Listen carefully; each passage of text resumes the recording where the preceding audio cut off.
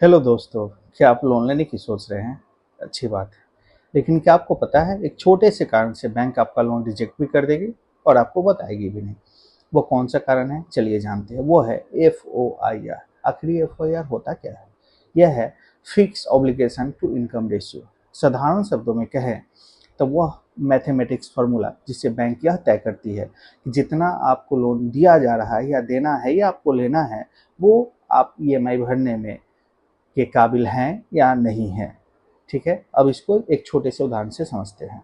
किसी बैंक का, सबसे पहले आपको बता दूं, किसी बैंक का, बहुत से बैंकों का किसी का FOIR कैलकुलेशन का रेशियो होता है 50, 60, 65, 70।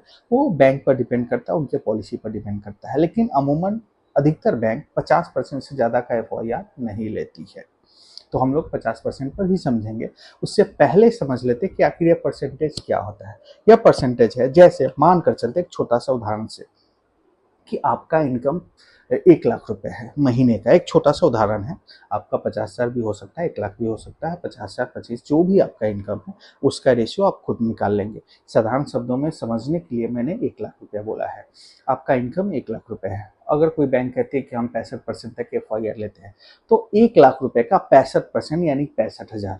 अगर कोई बैंक कहती है कि हम 70% तक FOIR लेते हैं, तो 1 लाख का 70% यानी कि 70,000 रुपये, यानी कि 70,000 रुपये आपका FOIR के अंतर्गत आपका इनकम आ रहा है। अब आते हैं, एक छोटा सा उदाहरण लेकर ही हम लोग समझ रहे हैं, इसको आगे बढ़ते हैं। हम लोग 50,000 पर इसको लेकर चलते हैं, ठीक है। और FOIR हम लोग लेते हैं 50%। रीजन मैंने आपको कैसे निकालना है वो तो अब मैंने आपको बता दिया। अब इस 50,000 पर बैंक क्या करेगी, चूंकि उसको 50% ही लेना है FOIR, तो आपके 50,000 का जो नेट इनकम है आपका, जो आपके अकाउंट में क्रेडिट हो रहा है, उसमें उसका 50% बैंक निकालेगी, यानी कि 25,000 रुपये। 50,000 का 50% 25,000 रुपये होगा। मतलब बैंक के नज़र में आप हर एक महीने 25,000 रुपये तक का EMI देने के लिए कैपेबल हैं। अब बैंक कैसे तय करती है? अब मान कर चलते हैं कि आपका 25,000 रुपये तक का EMI आप देने के लिए सक्षम है, ठीक है। और पहले से आपका कोई EMI चल रहा है सपोज 15,000 का, और अभी का जो लोन बन रहा है उसका EMI आ रहा है 20,000 रुपये, ठीक है।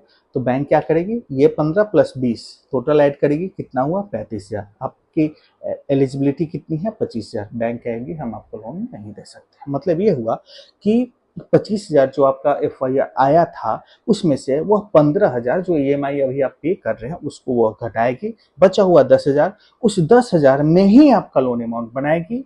उस 10,000 में जो भी लोन अमाउंट बनता है वो आपको ऑफर करेगी। अगर आप एग्री करते हैं तो बैंक आपको देगी, अन्यथा आपको मना कर देगी, ठीक है। ये हो गया सबसे बड़ा रीजन है, लोन रिजेक्शन का सबसे बड़ा रीजन है, जो बैंक अक्सर आपको यह नहीं बताती है, कैलकुलेशन आपको समझाती भी नहीं है। आगे से जब भी आप लोन के लिए जाएं तो कृपया अपना FOIR जरूर चेक कर ले। इसका एक छोटा सा फॉर्मूला है, मैथमेटिक्स फार्मूला है, आप इसको समझ लीजिए।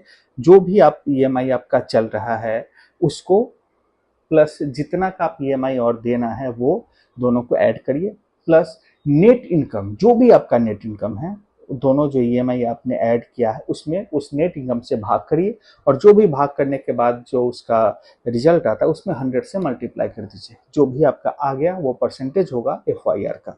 अगर आप उस बैंक के ये फार्मूला निकाल कर जाते हैं तो बैंकर तो आपको कहेगा कि आप जानकार हैं।